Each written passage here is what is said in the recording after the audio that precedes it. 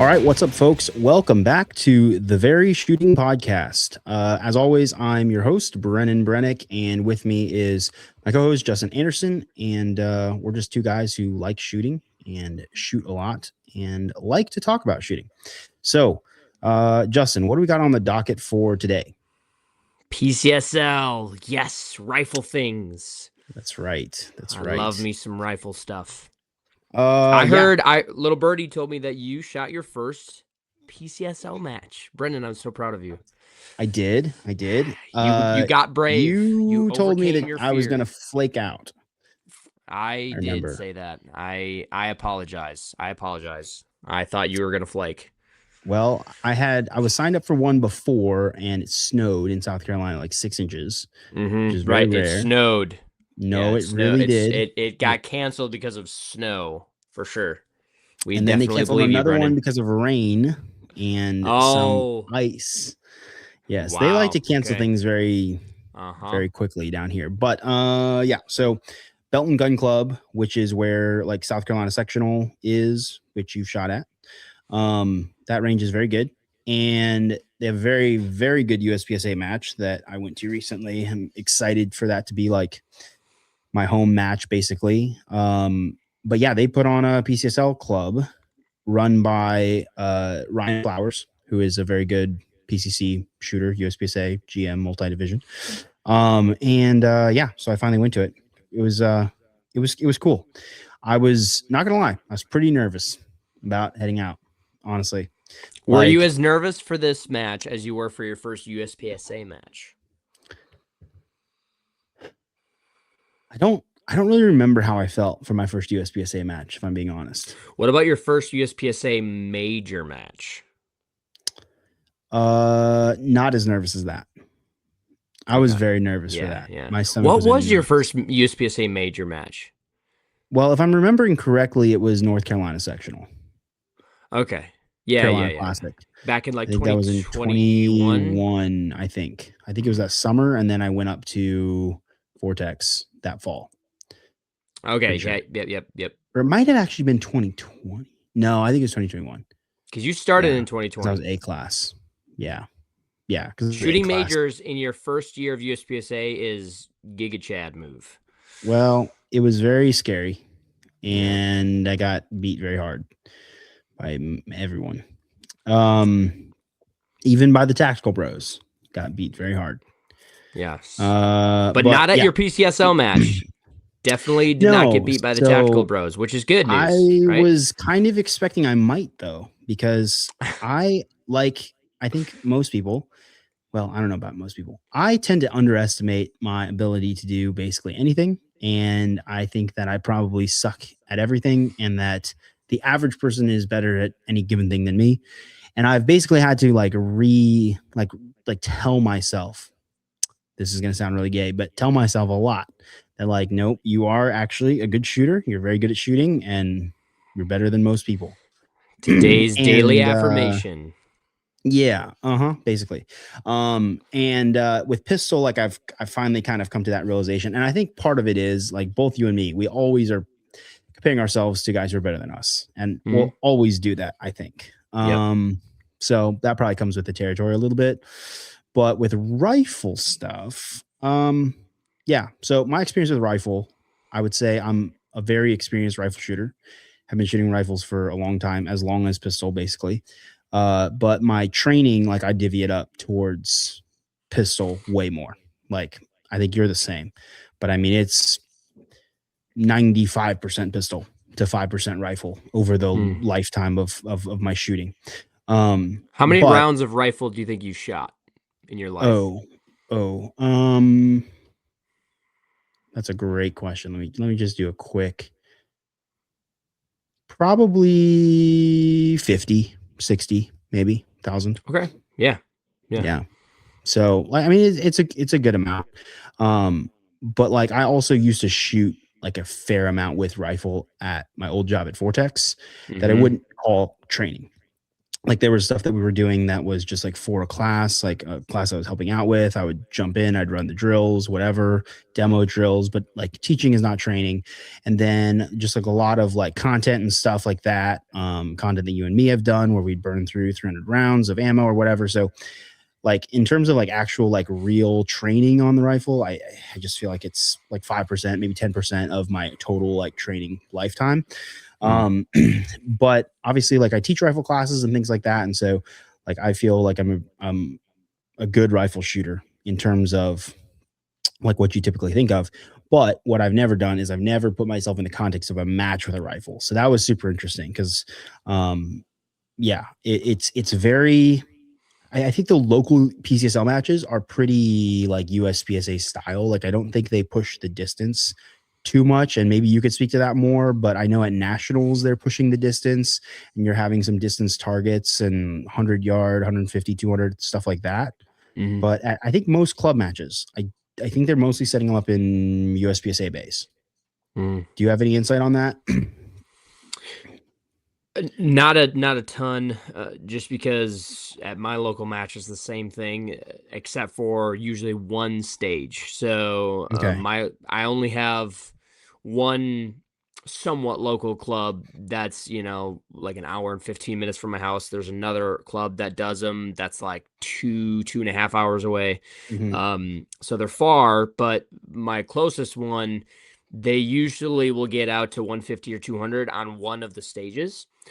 All of the other stages are usually within like 15, 25 yards, which I have mixed feelings about, but I'm sure we'll get to that. Yeah. So, I mean, I basically everything is PCC distance, pistol distance, for the most part. And so, the distance stuff that I've done, and this was the same at this match as well. There was not really any distance stuff.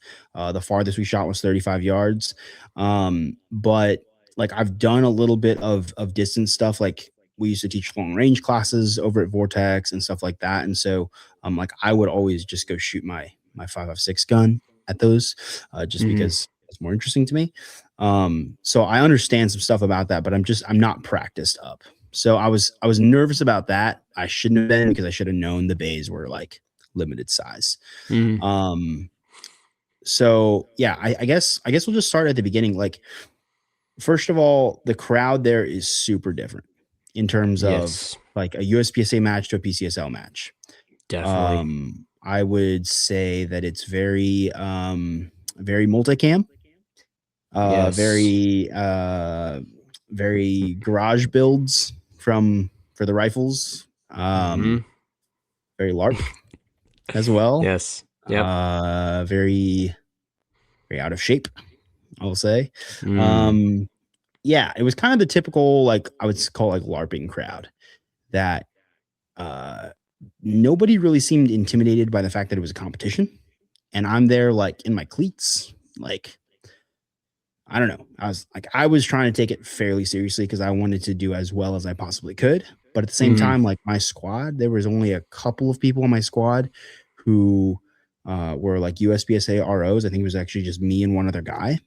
And like I watched some videos from other squads at that match, and people were just like doing the craziest like range commands, like just stuff I've never heard before. My very first stage was an all pistol stage, and I got RO'd by a guy, which like no offense to him, because he was just jumping in to help out because we needed somebody to run the timer. Nobody wanted to do it, right? Typical match stuff. And so he jumped in. He's like, yeah, I'll do it. And so I handed the timer to him, assuming he knew how to do it, and he didn't. I think it was his very first time doing anything. And so, you know, I'm standing there, I'm visualizing, I have my hand on my gun, I have my, you know, my left hand out, I'm just, you know, air gunning, and he's like, "Are you ready?" I was like, "No, I'm not." And he's like, "Oh, okay. Well, just let me know when you're ready." You know, I was like, "Okay." And so then I was like, put my hand, I was like, "All right, good to go." And he just goes, "All right, so you ready?" I was like, "Yep." And then just beep out of nowhere, no standby, nothing. Just beep. I was like, "Wow." So I just started going. But there was anyways, there's a lot of that. Just like not very experienced. We had a new shooters meeting, and he was like, "Is there anybody here who's like, this is their first time at PCSL?" And we're all kind of raised our hands. There's a big group of us, probably at least 25 people. out of a 60-person match. And he was like, is there anybody here who's this is like their first time ever shooting any sort of competition? And like half the group raised their hand. So, I mean, I would say more people there who was their very first time than people who had done it before. And even the guys in our squad who had done it before, because I was asking everybody, like, hey, how many times have you shot PCSL? Like, where do you go? All the stuff. He was like, yeah, I've shot some matches. This is my fourth match, and so like, yeah, people are beginners at this. You know what I mean? So yeah, the crowd was very different. I don't know what is it like around where you are? It's very, very similar. Yeah, it's very similar. Very, very diverse as far as there are definitely a couple USPSA guys. There's also like a very select few 3-gunners that are not USPSAers, but they're 3-gunners.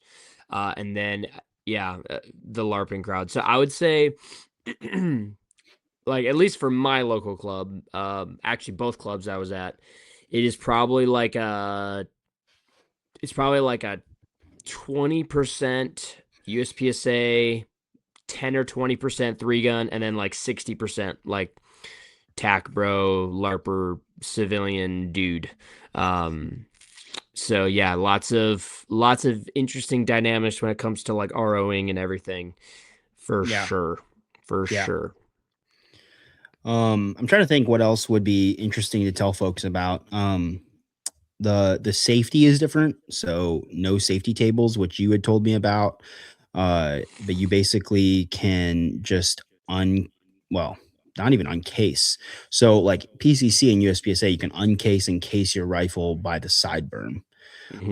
Or one of the side berms. You usually have to like check with an RO. At a local, it doesn't matter, but at a major, you check with an RO or whatever. Yeah. With this, it's like you can just go over and like dry fire into the berm. Yep. Which is crazy. And then pistol and rifle are just out. And I don't know if this is just a local thing, which you could tell me how maybe nationals was, but if a gun was flagged, you could do whatever you wanted with it.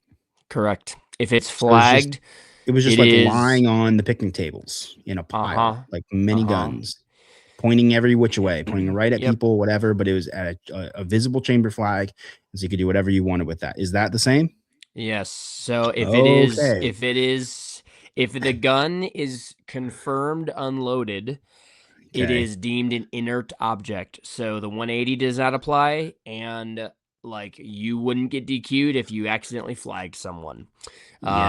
Which I think carries over from 3-gun, if I'm not mistaken. But like at nationals, when you had a drop mag target, so with pistol or rifle, if let's just say you're going from rifle to pistol back to rifle, so you had to have a sling, you drop the mag, you have a single shot drop mag target, a DMT target, you shoot it, and that the way the RO knows 100% your gun is unloaded. So you sling your gun, and if your gun breaks the 180, sloshes around, points at people in the back, like it's an inert object.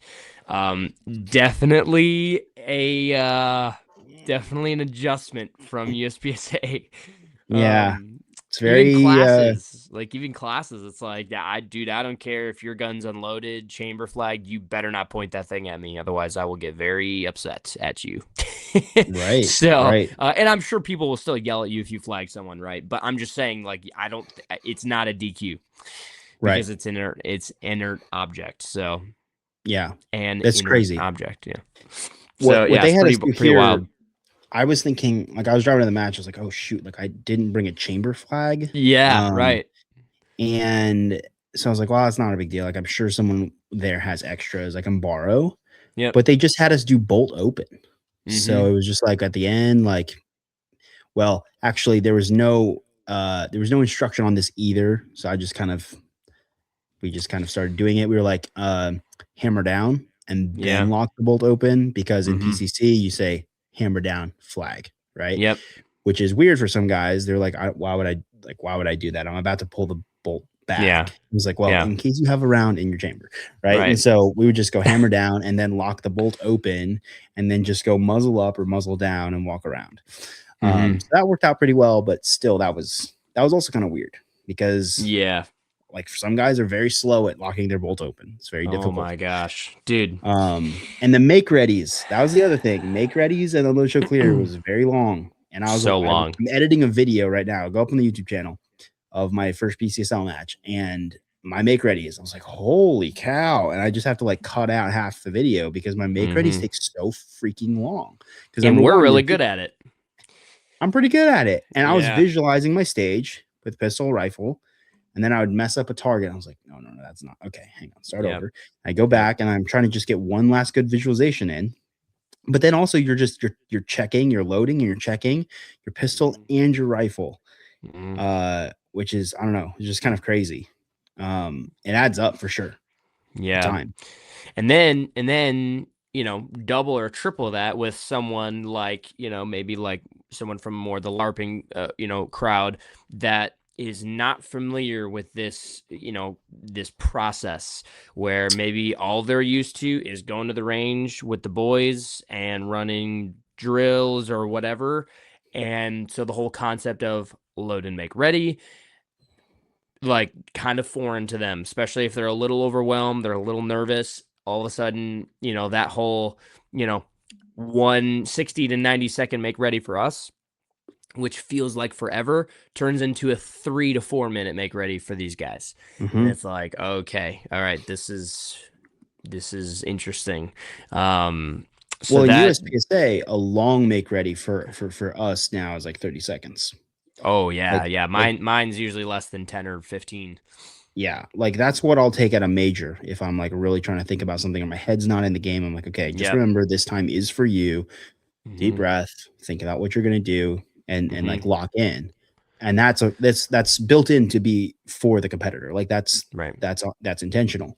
But yeah, that turns into a minute or 2 minutes at PCSL, and I'm like, what am I doing? Right. Yeah. But like with my first match, I was trying to give myself some grace, but at my first match, it's like there's so much to think about, you know? Yeah. Because when you load your pistol first, right? Like you load your pistol, you press check, you check your dot, first presentation on the pistol target, kind of memorizing your pistol stage plan. All right, you holster. That was 15 seconds, maybe 20 seconds. And then you get your rifle. And then you load your rifle, you press check your rifle, blah, blah, blah, blah. You check your dot brightness, do all the things. Next thing you know, you're at 40 to 60 seconds. And then you're like, okay, now I need to run through my stage plan, right? Like, because you have to load your gun, check equipment before you even visualize right before you start. So then the visualization takes another 15, 20 seconds. So yeah, it's 100%. And you feel so uncomfortable. You're like, oh my gosh, people are so mad at me right now. I'm taking so long. And then you see the rest of the squad take like 2-3 minutes, and you're like, okay, I guess I'm maybe not as slow as I thought. Right. Or PCSL some guys Nationals, don't take any time because they're just gonna shoot the targets when they see them. Right. But then their time is very, very 2.5 minutes. Nationals was a lot better. Obviously, I was in the howitzer squad, so my entire squad, you know, was a bunch of great people that are very familiar. So that was super easy. That was very, very nice. That was my first kind of experience at a PCSL match where everything was just super fast. It was smooth. Yeah, so I highly recommend majors for that. But right. What else should we talk about? So what was okay? So I'm curious, right? So you have 50 to 60K in of rounds through a rifle. That is significant, right? Like for normal people. Like to be honest, bro, I have probably 30, maybe 35. Yeah. Right. Yeah. So you have double what I've even done, right? Sure. So you have all your experience, static shooting, maybe even running some stages, but now you've done it in a competitive context. How has this changed your perspective on rifle shooting specifically? And how will it either one, inform your training, or two, inform like how you teach? Because I think this is a very interesting topic, because I think it directly correlates to guys maybe in the pistol realm, right? Where it's like, a lot of guys just super stud, stand and deliver, static shooting, drills, internet drills, whatever, like really solid shooters. But then going to a match, it's like, oh, wow, a little bit different environment, but which skills actually transfer over, and how does that kind of change your whole thought process and how you approach your training?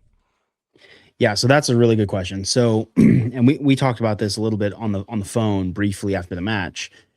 So, a couple things stand out to me. So, there's a few things that I know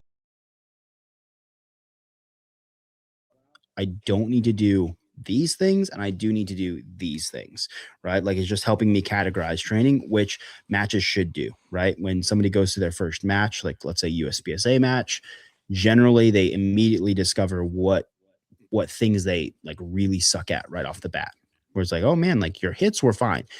Your ability to hit alphas is not a problem, but this part really sucked for you, right? Like your target transitions. You're not used to shooting lots of targets or whatever. So the same thing happened to me with this match. Um, Things that I didn't feel like needed a ton of work were like just the basic mechanics, right? Um, Mounting the rifle, even just like stock on belt, which I've barely ever done. I just dry fired it a little bit, felt great, felt like no problem with that. Reloads, no problem, which I didn't really have to do reloads except maybe on one stage. Again, not a big deal. And that type of thing, right? Running with a rifle, moving with a rifle, minding the 180, all that stuff, super easy. In terms of like confirmation levels as well, again, super like familiar and stuff that I'm used to doing. The stuff that immediately stood out was like, okay, this is actually going to take some real practice.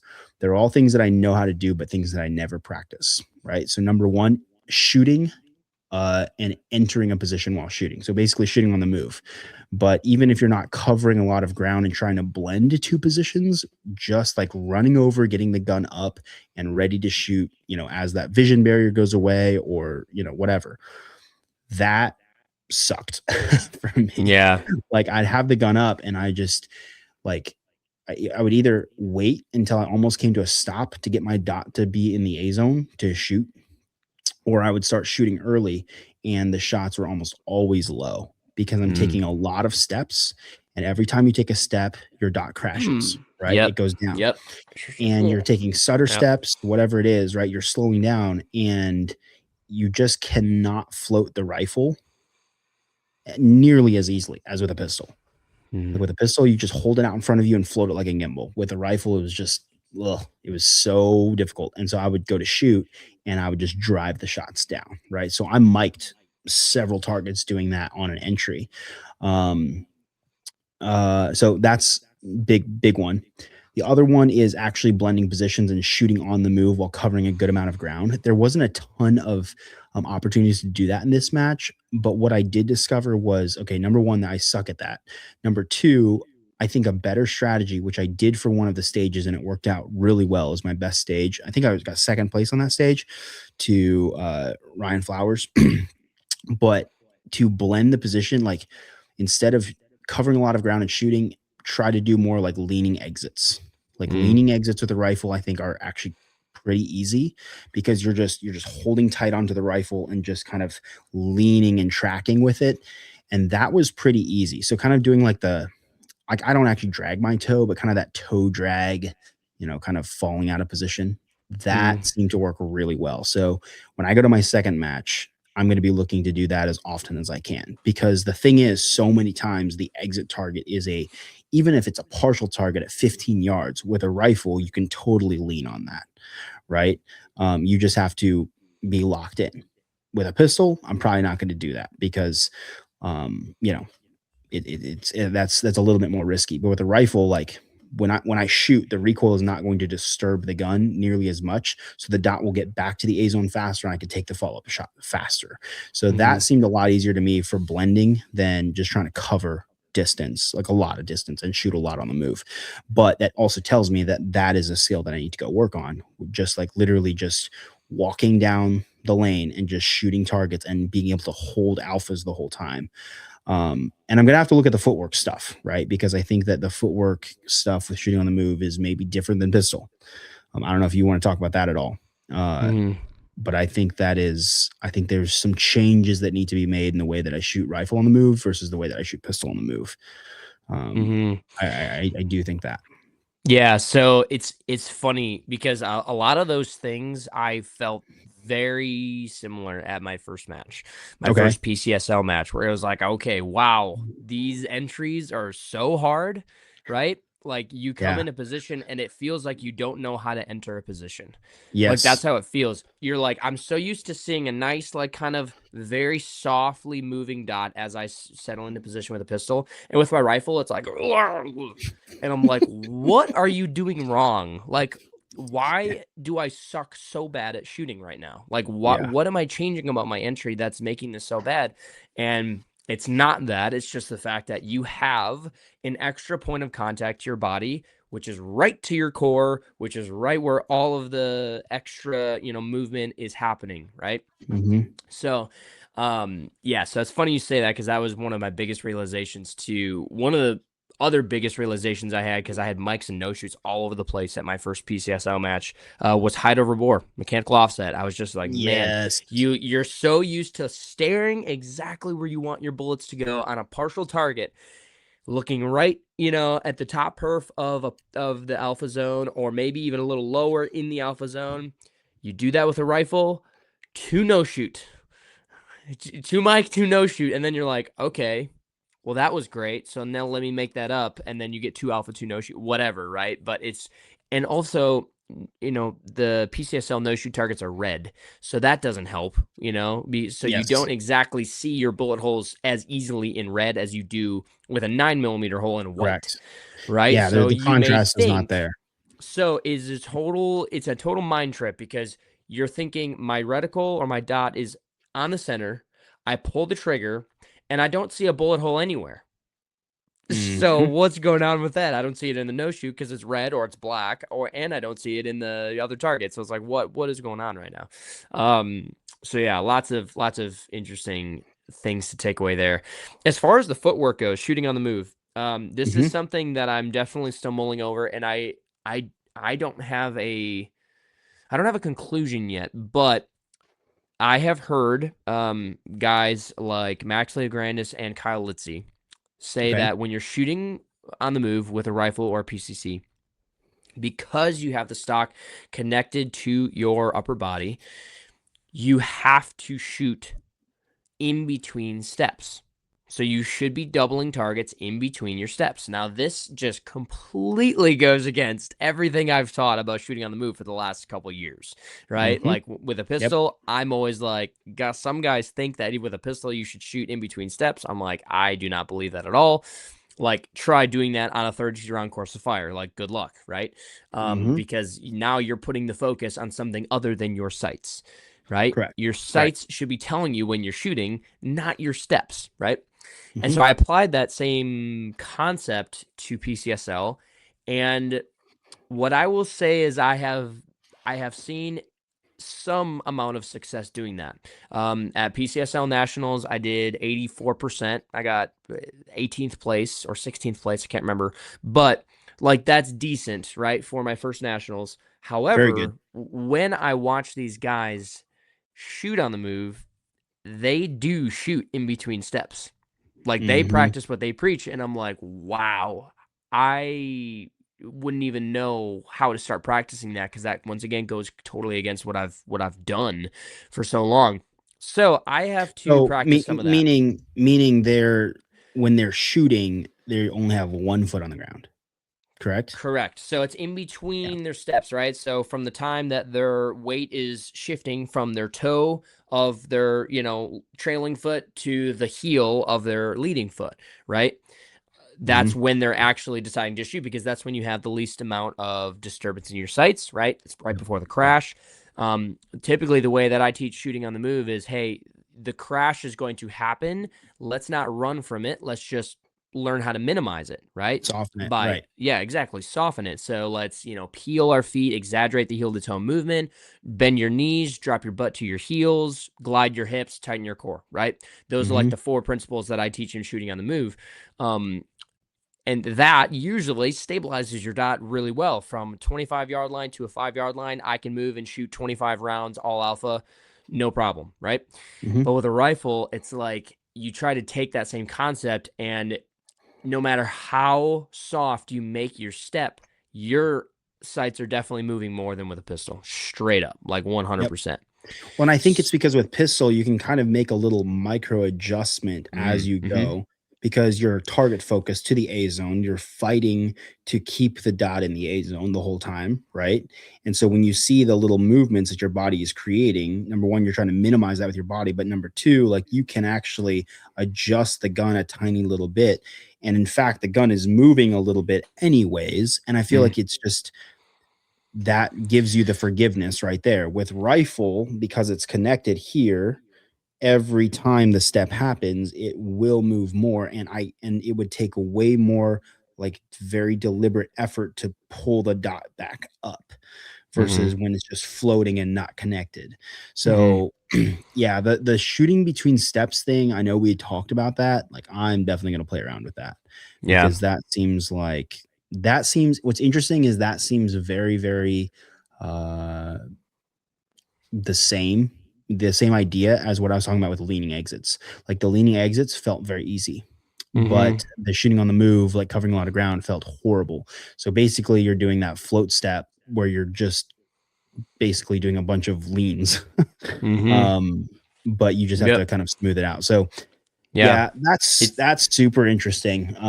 It For is sure. because if you think about it too, like it makes sense. It does make sense because like your hands, you think your hands are like the farthest away from your feet, right? From where all the disturbance is happening.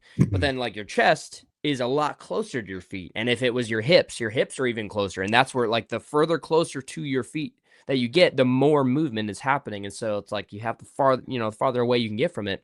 But like with a rifle, you have to deal with it. Now, one interesting thing about this is I specifically went to Joe Farewell. I've not talked to him about it yet, and I'm planning on it, but I went to his videos, and it does not look like he does that very much. He absolutely shoots like with his both feet on the ground. He does not time his shots, at least as far as I can tell. So Interesting. I'd be curious to know. Now his background is more so in 3-gun, where you have 2 on paper to neutralize. But at the same time, Joe Farrow is also a multi PCSL national champion. So it's not like 3-gun really changes anything. But I would be very curious to know what he would say about it. So I'm going to talk to him about it and see what he says. But definitely some things to play around with there. Yeah. I'm trying to think some other interesting things. Oh, Couple of let's talk takeaways that I about just remembered. Oh, go let's ahead. talk Go ahead. about this. Shooting static versus shooting on the move. Yes. So That's an interesting one. so definitely my strategy was to start shooting everything more static with a rifle. Um Partially because everything with a rifle is close enough to shoot basically confirmation one. Like as long as the dot started in the right place, I could just double it, right?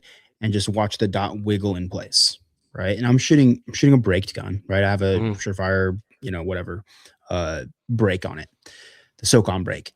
But yeah, like when I move, then that ups the confirmation level and it changes like how much the dot is moving on target, like we just said. And so for me, it was very much like just get to a position, shoot as much as you can see, and run to another position. One thing that I think was beneficial, and I don't know how this is on the national stage because I've never shot it that way, but I think that a lot of guys are not in it just well this is just a local thing. I'm sure it's not this way at nationals, but people were not in such a hurry to do everything.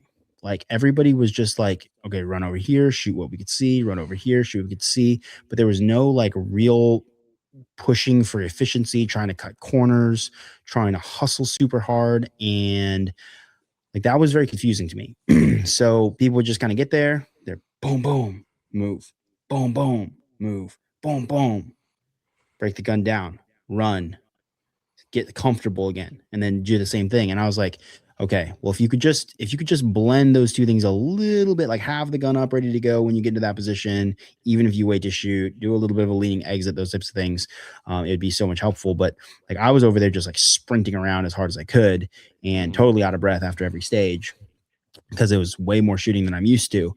But yeah, for me, definitely stand and shoot with a rifle as much as possible. And then once I got the pistol in my hands, it was like, okay, I can do the thing that I know that I'm good at. And that was basically shoot every single target on the move.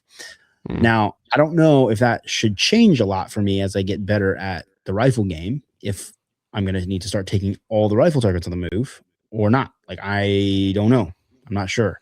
But like mostly I don't like to take, I don't know. It'll just be interesting because you would totally have to change how you engage those targets because I don't think you could shoot them as quickly.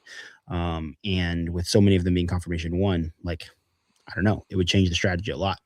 I know. And I don't have the answer to that either because that's something I'm still trying to figure out. One thing I would love to be able to do is to be able to watch the Super Squad guys at PCSL Nationals like Kyle Litzy, and Varick. And I wish I could watch Joe Farewell. I don't know if he's coming to PCSL Nationals this year or not, but AJ Anthony. AJ Anthony was with the Howitzer squad because Linda, his wife, was with us, so I was able to pick his brain a little bit. But man, I would love to watch him work because he won nationals. For those of you who may not know, he won PCSL nationals last year, and I'm dying to know between him and Kyle and all these top guys. It's like, did you take this target on the move or did you take it static? I took it on the move and it was 2 Charlie. Is it worth it? Like it's a 15-yard target, tuxedo, or maybe even an open target, and I threw two Charlie on it, and you just stood there and went bop bop 2 alpha. It's like, but I also gained like 3 steps on you. So then, but yet you still had the same time as me. So I don't know. It's so interesting. There's so many more opportunities to save time on a 40 to 60 second stage, right? But there's also so many more points to drop though. I shot like 86% of the points at nationals, which is no bueno. No bueno. I need to be at like 89, 88 to 90, right? So anyways, I definitely am going to play around with that a little bit. So something that's interesting, right, is probably people who are pretty in the know with USPSA will know the name Tyler Meisenheimer, right? Tyler Meisenheimer was on the super squad for Carry Optics this past year, and he crushes me in terms of time. Like he had 1 to 2 seconds on me for every single stage of the last USPSA match that I shot. It just crushes me on time. And I wouldn't consider myself slow anymore. Um, so I actually beat him on raw time by 6 seconds overall, right? At a 5-stage match. So averaging to around a second on him. One stage I had like 3, he had like 3 seconds on me, right? A couple stages that I beat him pretty good. So very interesting. Like I think that there's a lot of, like you said, there's a lot of places to save time. And when you do save time and you add those, all those things up, whether that's an entry or an exit or whatever it is, it adds up to a ton of time. But looking at my stages, like the winning hit factors on all these stages, which Ryan crushed it, Ryan Flowers. Let's see, so winning hit factor like 5.4, 5.9, 6.7, 3.2, and a 6.6. So like on average, these are very low hit factors, right? Which generally, like we know, that should generally tell me, okay, I need to prioritize points because there's not that many points. But that's not the case here. There are so many points. Like there's so many points to be had, but it's just that the time is very, very long, which is what is making it such a low hit factor stage. So I'm not fully aware, like I'm not fully convinced on how exactly that changes the strategy of how I approach stages yet. Right now, like I'm doing what I would recommend every like USPSA like A or M class and below to do is just go out there and shoot as fast as you possibly can. Like shoot as fast as you can possibly get mostly alphas, which is a very loose statement, very vague statement. But that's basically what I'm trying to do. So I'm not totally sure how that's going to affect the future, my future strategies with this or not. Yeah, I mean, that's kind of what I did at PCSL Nationals, honestly, is I did not have a strategy going into it because I was like, hey, this is my first, 2-gun major. Exactly. I'm not about to go try and do some superhero stuff. Also, Tony Mazza crushed it at PCSL Nationals. He got 4th. That's right. 93%. Yeah, he did very good. And then, so for me, so 16th, I was at 506 seconds. And AJ Anthony had 50 seconds on me. 50 seconds on me. on 13 stages. Now, I will say though, like 20 of those seconds was on a single stage. It was on the long range stage. He just annihilated me on time on the long range stage. So interesting to note there, right? All the other stages. But the thing is, like, and this is where like someone like AJ Anthony, right? Very strong background in three gun, and in three gun, like whoever crushes the distance is gonna win, right? Like the distance is kind of the deciding factor there. 100%. And so if we compare like his time to me, once again, like that 50 seconds he had on me is an insane amount, but I bet you most of that was on like 2 or 3 stages. So like one stage he had 8 seconds on me. And then I had him, and then he had 7 seconds on me. And then, let's see. There's this long one. Let's see, where is it? Yeah, 26 seconds. 26 seconds on one stage. And then 9 seconds, right? So like 4 or 5 stages of a 13-stage match, everything else, I'm either beating him or right there with him. And so that's where it's like, okay, it's important to understand that what I'm doing as far as time on like the more flowy, maybe more close range USPSA style stages, I'm able to keep up with him on time, probably because I am shooting on the move a bunch, dropping a lot of points, unfortunately, but I'm shooting on the move, and I am prioritizing like entries, exits, flow, blending, all that type of USPSA stuff, whereas like he maybe, I don't know for sure because I didn't watch him shoot all the stages, but he may be posting up, shooting a bunch of targets, gathering a bunch of points, running to a different position, posting up, shooting a bunch of targets, gathering a bunch of points because he shot 92% of the points. So he shot just an insane amount. He only had 1 Delta, 97 Charlie, right? 447 alphas. That's crazy. It's crazy, dude. Yeah. So it's like Eric so Rafael interesting. stuff. Yes, it is. And in all fairness, like he won in competition division. He won by 2%, and then Kyle Litzy was 6% behind him, 5.5. So like it was a pretty decent gap there. So I'm very curious. I have PCSL GOAT in April, and I am shooting a different gun, so that's going to change the dynamic a little bit. I don't feel like with my 11.5, my BCM with a suppressor, I don't feel like I'm going to be able to shoot quite as aggressively with that because it just is not as flat shooting as my break gun. It just recoils a little bit much more, yeah. It does, yeah. So I feel like that's going to maybe change things a little bit. But I am curious though to see. It's also going to be at a different, range, so it's going to be different, just bays, stages, target presentations, that kind of thing. So designs, I'm very curious. Yeah. So yeah. I'm curious. Yeah. Interesting note, right? So we had one stage that was all rifle, and we were shooting mini targets. So like the whatever they are, the 1/3 size, and they were all partials as well. So they were tuxes and those ones that are like half targets. I call them halfers. I don't know what it is, where the bottom is like hardcover. And then so there were 6 targets on the left, 6 targets on the right. So 12 shots or 12 shots. And on one side was a VTAC barricade, and you had to shoot 3 targets from one position, 3 targets from another position. So you had to change positions twice, supported. And then you went over to tank trap, and I didn't shoot well on the tank trap, but I went over to tank trap, and you had to shoot off of like 2 of the little posts, right? 3 targets and 3 targets. So you have to do 3 position changes and shoot in 4 different positions. And it was 30 yards, these partials, mini partials, and I had 2 mics on those, right? Both of them just into hardcover, like an inch or whatever into hardcover. And I was using my magnifier, which I think I probably could have gotten the same exact score without the magnifier, but I felt like I wanted it. I wanted the confidence behind it, and I might have been faster if I hadn't used it. But very interesting, right? Because the top 3 guys, which is Ryan Flowers, Tyler Meisenheimer, and then myself, which again, Ryan crushed us. He was at 100%. Tyler was at 86% in second place, and I was at 80% in third place. But Ryan crushed us on that, and he had a mic. Okay. So, but he did it in 43 seconds. Okay. Tyler and I basically were almost tied, both at 71%. Very, very close. He shot 88% of the points. So he had 8 Charlies and a Delta, but he shot it. Let's see. I was 51 seconds. He was 63 seconds. So that's wow. That's 12-second difference, right? And we basically tied because I shot the same number of Charlies, the same number of Deltas, but I also dropped 30 more points from the mics, right? Which is kind of crazy, right? It is And crazy.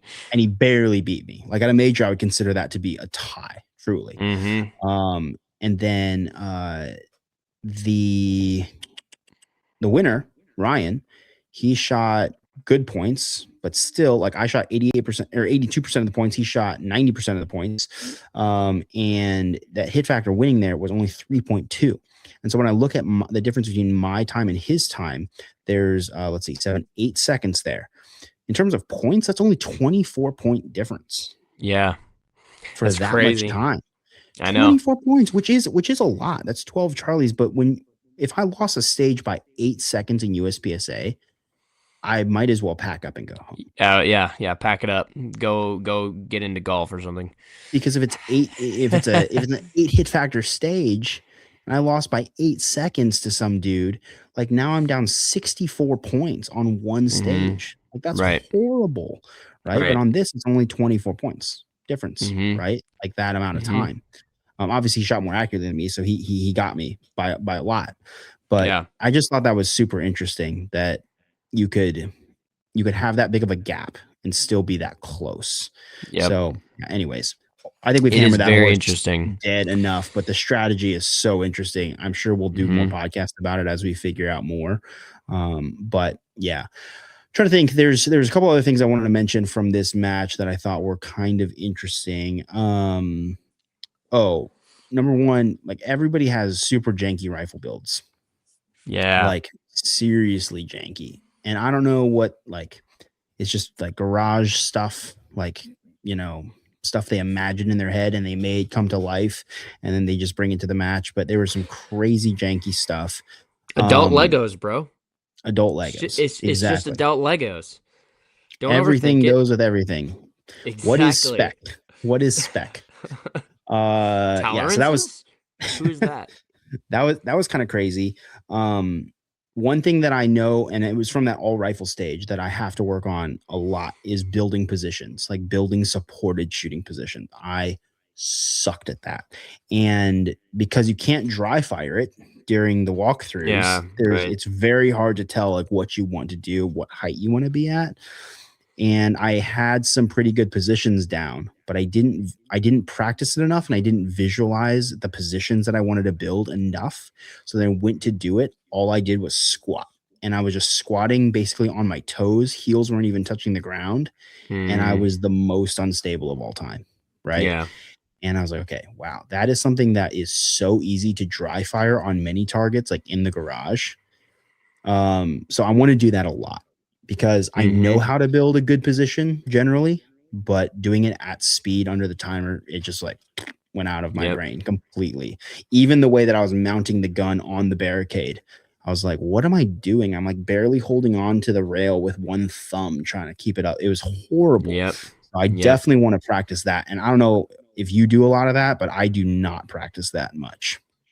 Yeah, no, I don't practice it that much, but ever since PCSL Nationals, I've had a couple sessions now, like a couple of practice sessions. Also filming my BCM video, I did some of that, and I always add in a little bit of it, whether it's a tank trap or a sideways barrel or something, because at PCSL Nationals, there were a few positions that I was like, I feel like a total retard. Like, I don't know. And then I'm like shifting my feet. I'm like, oh, that doesn't feel right. Oh no, it's the wrong knee. My dominant knee is supposed to be up. I'm like, shoot, I just lost like 4 seconds. Like idiot. What? Just shoot.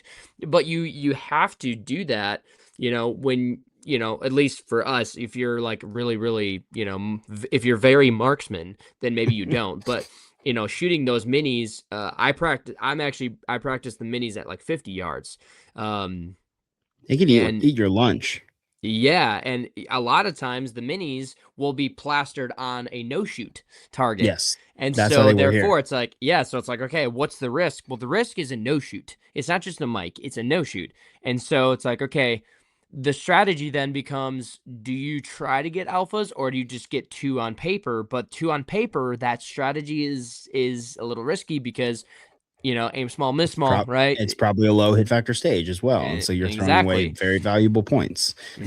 But the alpha zone on a PCSL mini, which I think they consider it a half scale, which is crazy to me because it seems way smaller than half scale. But the alpha zone is about a 3-inch circle.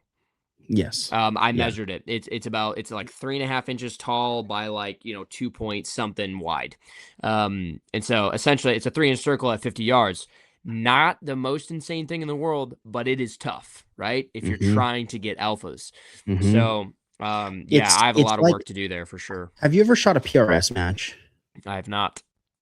Have you ever watched anybody shoot a PRS match? Yeah. Yep. Like on video? So the thing that always I think bugs like USPSA guys is what do they do when the timer goes off? So first of all, it's usually like a fixed par time, like 90-second, right? What do they do when the timer goes off?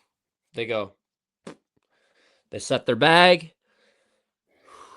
They take their sweet old time, build the perfect position, and they don't fire one shot, for 10, 20 seconds.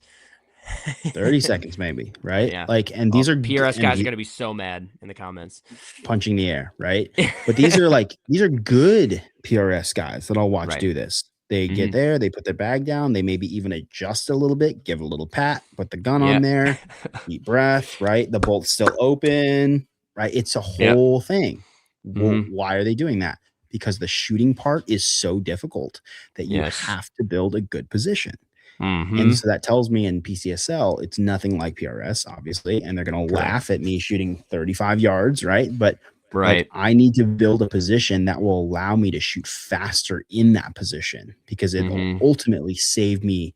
It will save me a little time, probably, I think, but it'll also collect me way more points. So that's kind of here's the question. Okay, so I'm going to challenge that here for a second. And this is something I did in my BCM video, and it was rough. I'll be honest, it was the first time I'd ever done it. They were 30 or 35 yard minis on that no shoot offhand. So just standing. It was a part of a whole transition drill. And I was like, and that's no magnifier as well, just with the dot. I was doing a steal. It was like 35 yards. So it was a steal, bing, and then it was like a slasher, open, a double stack, an open, and then it was those 2 minis or something like that. And dude, Mike no shoot, very Mike no shoot. But I realized though, what if you were able to save 4 or 5 seconds not having to build a position on a tank trap and just take them offhand and just get 2 on paper, right? 2 Charlie maybe. Like, would it ever work out? Would you save at least a second if it's a 4 hit factor stage or 3 hit factor stage or whatever, right? You have to save at least a second in order to justify that Charlie or whatever. But like, if you are saving 3-4 seconds from building a position, is it worth it? I don't know. And that's where, once again, it's like, I talk about this too, and I know you do too, where it's like, have the skills, have the toolbox full, and just whip out the tools whenever you need them. Right? Because on a 4 hit factor stage, you have to save 4 seconds, but that could totally be actually doable to save 4 seconds to make up for, let's say, a mic.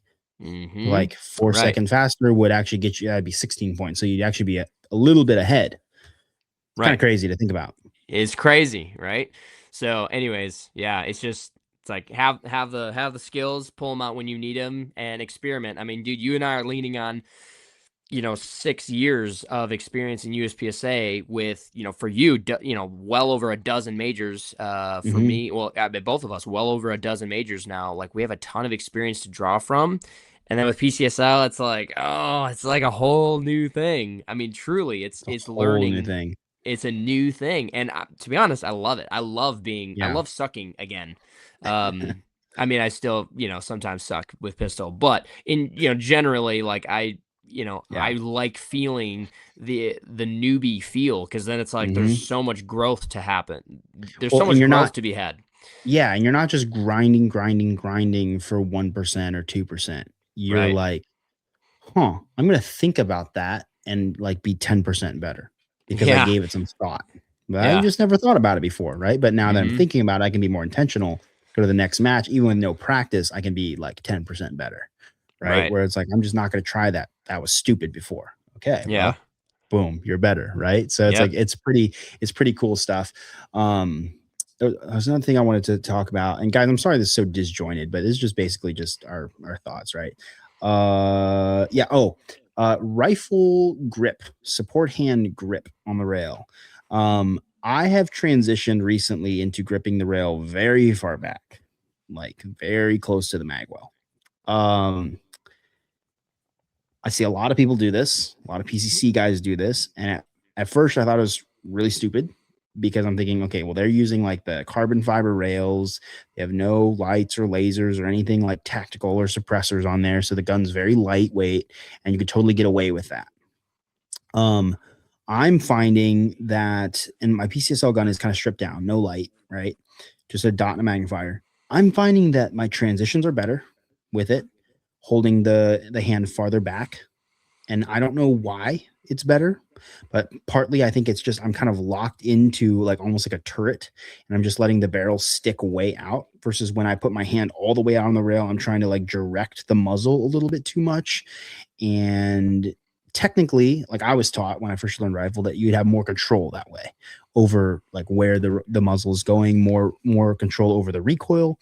But I'm finding that to be the exact opposite, and I'm finding that it's also very maneuver, like around barrels, around walls, running with it, just having the hand farther back on that rail and just letting it stick way out is very good. I don't know.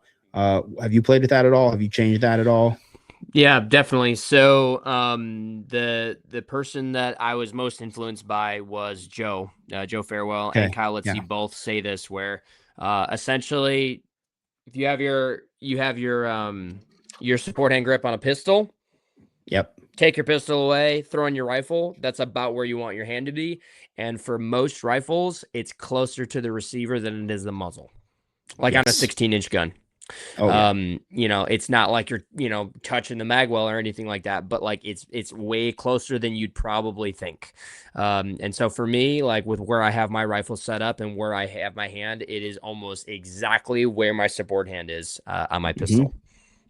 Yep. The other thing that I find it allows me to do is stay square to more targets, Yes. right? So when you reach Especially, yeah. way out like this, then you're automatically bladed to your strong side, whether you like it or not. Like Hmm. you are.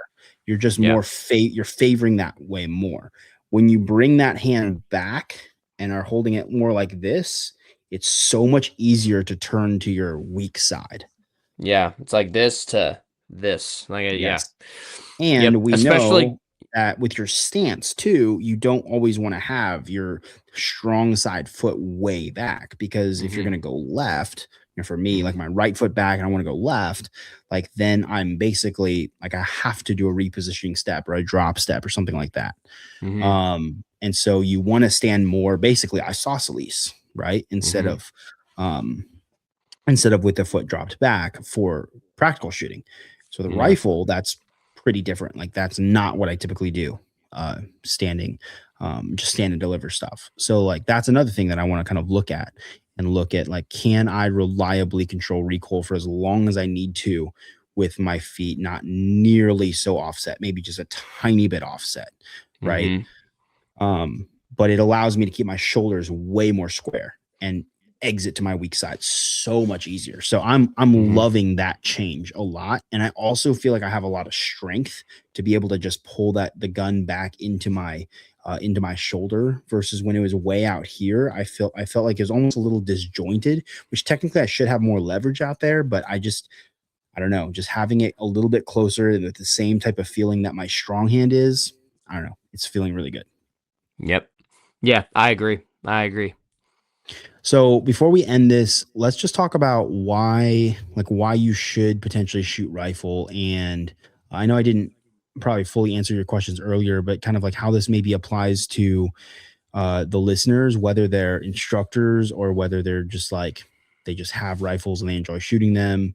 Like, what in your mind is like the reason why you would go shoot a PCSL match? Because I'll be honest, before I did this, rifles for me were very how do you say it, very defensive tools, right? Where it's like basically all my rifles are set up to defend life, right? So like they're all suppressed, they all have white light, they are, this is like something goes down, I need to respond with deadly force. Like this is the thing. This is the best tool for it, right?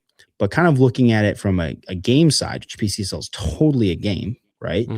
It kind of changes things a little bit, changes the gear setup, changes some training stuff. And yeah, anyways, I'd be curious to know what you think is kind of the, like, why should people do this? Why should people consider it? And like how will it make them better than the rifle training they do now? And do you think that classes, like taking a two-gun class or a rifle class from somebody who's active in PCSL, would be a lot different than somebody who doesn't do any sort of competition? Yeah, I mean, like, I know we're very similar, but like for my brand, right? Atrium Performance, like my whole brand identity is based on the fact that I truly believe down to my core, as well as I know you do as well, that competitive shooting is the best way to get better at shooting, which then translates to real world capability. Like just straight up 100%. Raw shooting skill. Exactly. And when you can get the raw shooting skill, the hard skills of shooting, speed and accuracy, when you can get that to a high level, it then can become subconscious, right? Which then allows your brain more bandwidth to processing information and better decision making, right? And so we have that. We have a very strong infrastructure of that with pistol, right? With USPSA, IPSC, IDPA, Steel Challenge, whatever, right? There's so many different kinds of competitive pistol shooting. But with rifle, typically what we have seen is PRS, right? PRS has been around for a while, but that is more so catered to long guns, bolt guns. I mean, definitely. Precision guns, right? Like, yes, you can run a gas gun. I get it, but, an 11.5 with a suppressor and a red dot, probably not going to fare too well with a 900-yard, 2 MOA target. And they even have like divisions where you can shoot 223 and stuff. Right. But yeah, exactly. Like you need probably an AR that's optimized for distance. You probably most definitely need a scope on that thing. Like it's not a, like you said, an 11.5, 10.5, 12.5 dot, red dot. Like I would almost call it like a patrol style rifle, like everyday defensive style rifle. It's not for that. Right. So then we have to think, okay, what's left? Well, up until PCSL, it was 3-gun, right? Other than outlaw matches, which I'm sure, carbine outlaw matches have been around for a long time, but outlaw matches are tough because you can create your own rules. You can make certain divisions. You can just do whatever you want. And it's just not always well thought out. And it's just kind of, it's not streamlined and it's not polished, right? Exactly. Yes. It's jank with not as much competitor equity. And you don't have a national comparison against the best in the world, right? So if you're pretty decent, you're going to be the best guy and you're not going to be able to compare yourself to anybody else because you just always go every Saturday and clean up. Correct, right? Like for instance, like, I mean, my local PCSL matches, I almost always win by 10 to 15%. But guess what? I went to nationals and I got stomped by 16%, right? So like you have to understand that like there is 100% always going to be a huge skill disparity between you and the best in the world, unless Christian Seiler is listening to this podcast, which I'm sure he's not. But right, so without other than PRS, you had 3-gun for like dynamic, action rifle shooting. Well, which was also really starting to cater to the long range stuff. Correct. Right. In more recent years, it was like, LPVO. You had to shoot a 1 to 10 or a 1 to 6. You had to, and you had to run a bipod because you're going to get smoked because they were shooting targets out to 600 yards or farther, which is crazy. Exactly. It actually is the number one thing that kept me out of trying it. Was not even the shotgun. It was like, I'm not set up. I'm not skilled. I'm not practiced at shooting 600 yard like steel with my AR. Yep. Right. Yeah. And also like in there, you're seeing a lot of 16-inch, 18-inch barrels, optimized for velocity. They're changing mags to 77 grain, like to the long range portion of the stage, whatever. Oh yeah. That stuff's, it sounds all good and fine, but that does not cater to the guys running an 11.5 with a dot. So when PCSL rolled around in 2020, 2021, something like that. I don't remember. Something like that.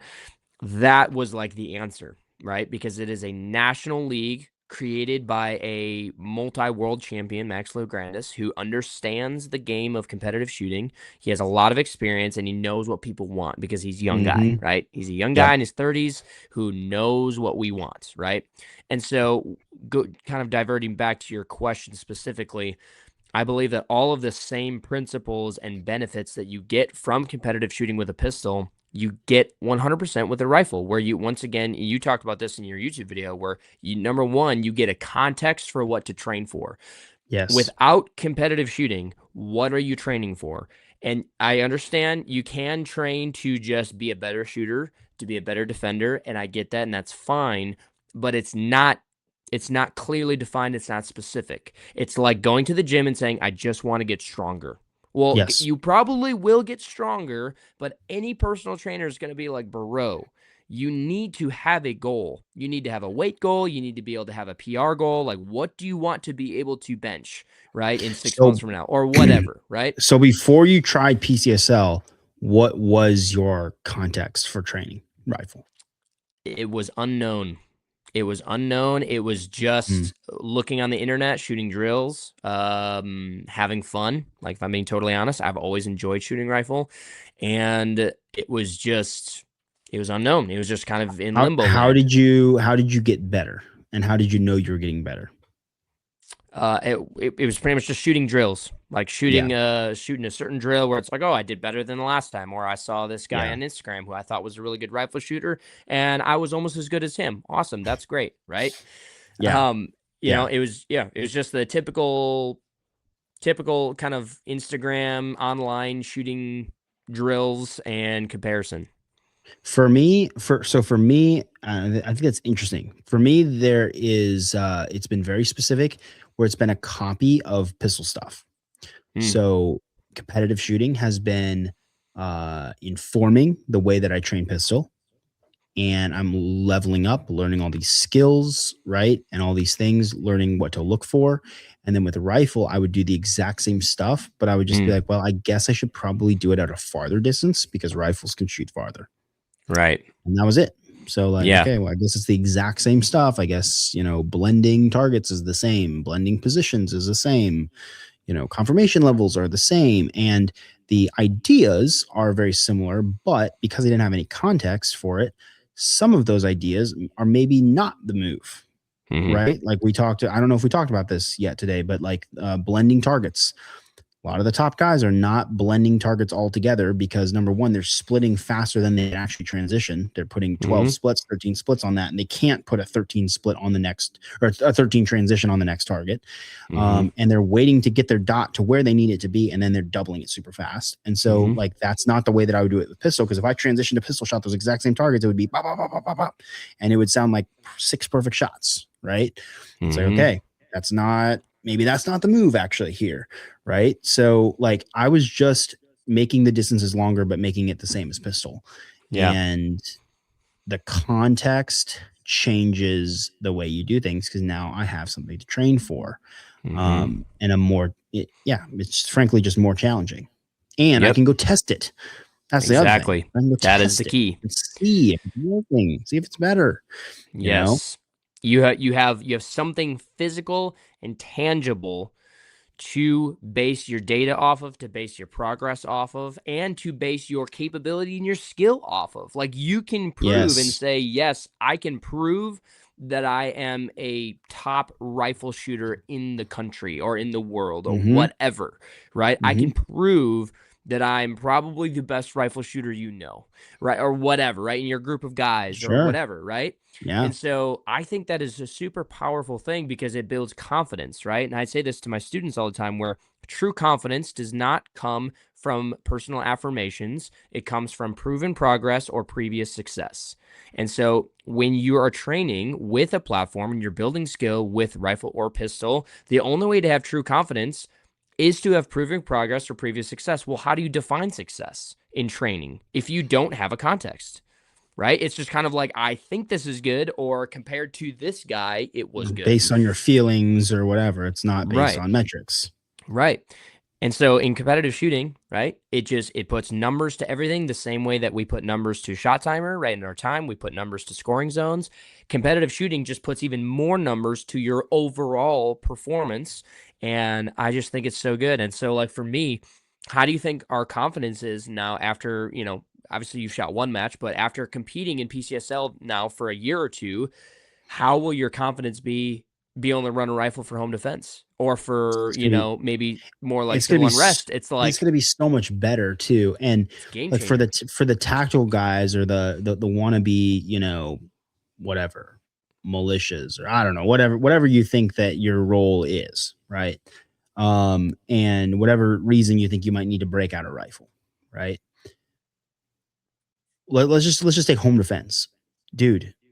Home defense is pistol distances, right? 100%, right? Mm-hmm. So running around and being able to be faster and more accurate with the rifle at pistol distances, reasonable distances, is such a game changer, right? Mm-hmm. Like, we're pretty good at pistol shooting, right? Mm-hmm. But to be able to do even more with a rifle at those distances is powerful stuff. Mm-hmm. And I think I think if you're on a SWAT team that runs rifle and pistol, I think PCSL should be the number one thing that you're looking to do, right? Yeah. Like, if you're in the military and your rifle, anybody who has a rifle for any sort of professional capacity, like, this is a super, super good idea to do, because it doesn't just separate into like, oh, rifles for long range stuff and pistols for short range stuff. It's like, nope, you're shooting short and long range with both platforms. Yep. At extremely like reasonable distances. And of course, they're not going to make you shoot pistol past like probably 40 yards or something like that, but they're going to push you with a rifle to a reasonable distance, I think, of 200 yards, right? That's the limit that they're allowed to go. Which I think it should be longer, personally. Either I think the distance should be longer or the targets need to be smaller, because 8 MOA is enormous. That's a 16-inch plate at 200 yards. Like, but for a dot gun, like, obviously I get it, but you have to think about, I think that's actually for clubs more than like practicality, is that there's very limited clubs who could put anything farther than 200 yards. Most clubs can't put anything farther than 50 yards. Yeah. Right. And if they can do that, they maybe could have 150-yard bay, 100-yard bay, and that's the most they're going to get. And so if competitors never ever see that except at majors, it's just going to, like, bend them over. You know what I mean? Yeah. I actually think that's very reasonable, but again, I haven't done a lot of I haven't done any majors yet. So yeah. So final topic before we wrap up, gear, right? Let's talk about this for like 5 to 10 minutes, right? Red dot versus LPVO. You shot one match. Obviously, a little bit of context now as far as like what you feel with that. What do you think?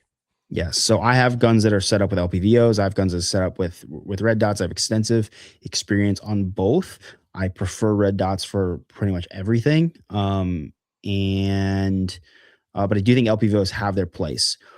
I think if you're going out to shoot your first match, or you're just going to shoot local PCSL matches, you absolutely 1000% do not need an LPVO.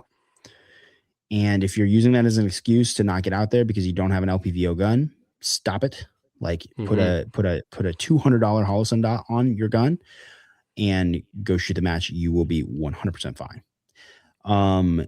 Do you need a magnifier? I probably, at most of your local matches, probably 95% of your local matches, for 95% of the time, you're not going to need a magnifier as well. Like, I think you can get away with just a dot. At majors, I think that is different. I think if you're going to running a dot, you're going to need a magnifier based on the stages that I've seen, and maybe you could speak more to that. But the LPVO thing, do not need it.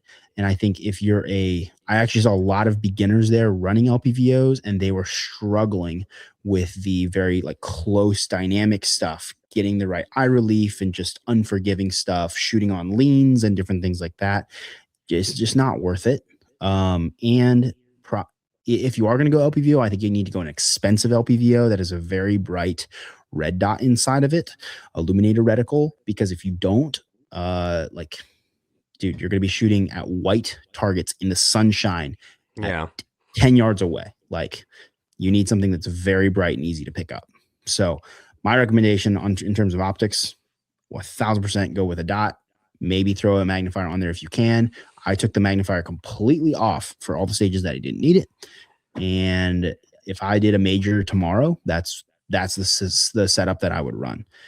Would I bring an upper that had an LPVO mounted to it? Potentially, right? Just to make myself feel better. But I think that is the setup that I would go with as of right now. And I also have way more time on a dot than I do on the LPVO. What about so ask me after the GOAT match in April. Okay. All right. Because so I ran the Razor 1-6 at Nationals, and it was awesome. I can truly say that the one power on the Razor is so phenomenal. Unmatched, I do not feel like it really slowed me down. But obviously there's no way to really quantify whether it did or not. It maybe did a little bit, whatever. But I never felt in my head, I was like, man, a red dot would be so much nicer. Like, I never thought that. It was just like, the dot is always there. It's a 4-inch eye relief. Like, oh my gosh, if that's not good enough, you have some fundamental issues, right? And it was, like you said, daylight bright. The dot is super bright, so it was great. But in GOAT, at GOAT in April, I'm running a dot with a magnifier with my 11.5. So and that match is run by Max. So it's literally gonna be like it's a second nationals essentially. Sure. A few less stages, right? It's gonna be like 8 or 9 stages instead of 13. But so I'll see. I'm very, very curious because I have more time on a dot. It's pretty close because my first optic was an LPVO, but yeah, I'm very curious. What about like the recoil system, muzzle brake? What do you think about that? Because you're running the Surefire muzzle brake. We've talked a little bit about that. What are your thoughts on that? You going to keep that? Yeah, so I'm just running an ADM 14.5, just the way it comes from the factory, which it comes set up really nicely, and I have the Surefire muzzle brake on it. I guess that I added that, but Surefire muzzle brake, and then just the normal recoil system, whatever comes in the gun. I'm not even sure exactly what's in it. I think it's like an H2 buffer, right? I think I would like a gun or a muzzle brake on the gun that would maybe does not push the gun down as much. Like it does drive the gun down just a little bit. I don't feel like it's enough to where it like affects my accuracy, but I do think that it would be a little bit more predictable for the dot to be lifting instead of driving down. So it's just the way it's venting the gas out is just a little bit too much for me. So I do plan on putting an unrivaled brake on the gun. But I'm not planning to do the buffer stuff and the light bolt carrier and stuff like that. Honestly, I want it to work. I want this gun to work very similarly to a practical setup. And maybe I'm dumb for that. Maybe I'll change my mind on that, but I think that's just kind of what I'll go to. Like, I would love to be able to, like have to defend my life with that gun and it would work, and not be like, oh, I have to run special ammo and special this and special that. And no, I just want the gun to work. And that's partially me. Like, I don't like to fuss with guns. Yeah. Setting them up, tuning them. Ugh, yep. I hate it. Yep. One thing that I might try though is I would do an adjustable gas block potentially. And that way I could change some things out and then get it gassed exactly how I want it to and not, feel like I wasted money on buying something that now doesn't work with the stock gas port. Yeah. But that's the only thing that I would really think about changing. Yep. Yeah, I think that's a move, adjustable gas block. That way, if you want to run like the unrivaled titanium bulk carrier group, that's like 6 ounces. You could do that. Crazy. I feel similar. I feel similar about it where, no shade, but I did see 2 light and bulk carrier group issues in the howitzer squad at nationals multiple times where it would not chamber around, and it was just enough. It was only like that, so it's not like there was an issue with the round. Like the ammo was fine, but the buffer spring was not enough, and there's no forward assist. So it was literally just rack it, unrack it, and rack it, and rack it, and rack it until you hope and pray until it just goes in. And then eventually it would go. Sad. But it would take literally like, 10, 15 times of just racking. And so it's like, wow, I'm a little traumatized from that. I'm not going to lie. Yeah. So getting so Unrivaled has a hybrid. It's a duty bolt carrier group that is somewhat lightened, right? But it still has the serrations for forward assist, so that if it's only a little bit out of battery, you hit it and it goes in. That's nice. I forget what Zach said. He was like, if it's farther out than that, he's like, we call it a problem, problem maker. It's not a problem solver. It's actually going to create a bigger problem for you. Because if your bolt carrier group is that much out of battery, like, guess what? You have a problem somewhere. You probably shouldn't just jam the gun in. It's probably like bolt over brass or something like that. Oh, man. Yeah, right. But if it's only out of battery a little bit, hey, your gun's probably just a little dirty, a little dry. Just whack Hit that forward assist. Boom. You'll be good to go. Yeah. I will say, in its defense, in the light and bolt carrier group thing, they never had issues mid recoil, like in the stage. It was only on the load and make ready. So just the force of it going back and then going forward was always enough to chamber. It was just when they would rack it. Like, it was like they weren't able to rack it as hard as it was recoiling or cycling. Interesting. So anyways, I'm a little traumatized from that. So I don't know if I'll play around with that either. Yeah. But I think I look at it very similarly as, like, regardless of competition versus practical division, I want to shoot a fairly practical gun. And I think you feel the same way. Like, I think we both agree shooting open in USPSA would be very fun. And I think it would take away all the gear and equipment excuses and just be, how well can I do the thing? Mm-hmm. But I also think it's very cool. And I purposefully did not change guns until I made GM and carry optics with a plastic M&P. Like, that was important to me because that's in a normal gun. It's a carry gun. That's kind of why I got into USPSA. And it's what like cops carry and civilians carry and stuff they use for defensive purposes. And I think shooting sports are so good for getting people to be better at that, at the defensive stuff. So I feel a little bit the same way with a rifle. Like, a break is something that I would actually use on a defensive rifle, like underneath of a can or something like that. So I just want the gun to be fairly normal, but I'm not against giving myself an advantage. For pistol, I did not shoot the steel frame. I shot my normal polymer frame, but I did throw on a big magwell, and I was using a grip that is silicon carbide grip all the way around, which is super nice. And I did use the dime bag, monsoon dime bag porting. And I did notice a significant difference in how fast I could run the pistol. Like, that was a big advantage. Honestly, very fun. It actually makes me want to go shoot open with that gun just for fun. Like at USPSA. Like, it was really fun. So that was the only thing I changed about the pistol. And it's kind of fun, actually, because now you have people who do all the ports and comps to their like normal, like, just like a staccato or a Glock or something like that. They can totally run that in competition division at PCSL and have a place for it. And it's actually a big advantage because nobody's running like actual open guns. Everybody's running like a minor slide ride optic gun. So that was pretty sweet. And I might keep doing that. I might not even run the steel frame in that because the porting makes a bigger difference than the steel frame does. Or ported slide and frame, or ported slide on the steel frame. Yes, well, that is probably the move, but I need to get a very large magwell for it. Yes.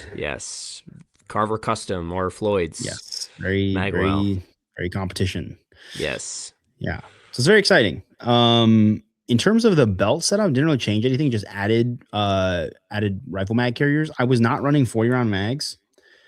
Probably gonna edit that out. I was not running large mags, big mags, drum mags, anything like that. Just running normal ones. And so there was a stage or two that I had to do a reload.